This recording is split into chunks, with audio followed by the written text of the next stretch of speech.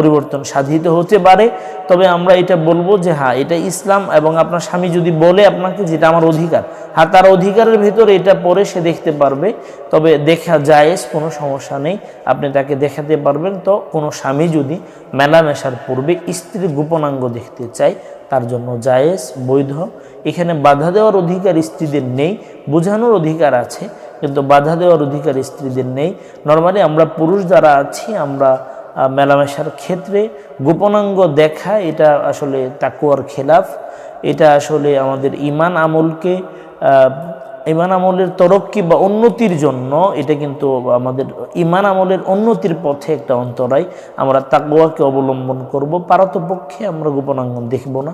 এখন অধিকাংশ মানুষ বলে যে হুজুর এই জামানার মধ্যে যদি এগুলাকে বলেন যে তাকওয়ার কথা বলেন, যে এগুলা তো মানবে না। এই সময় তো মানুষ হালাল হারামকে একাকার করে ফেলছে, কাজেই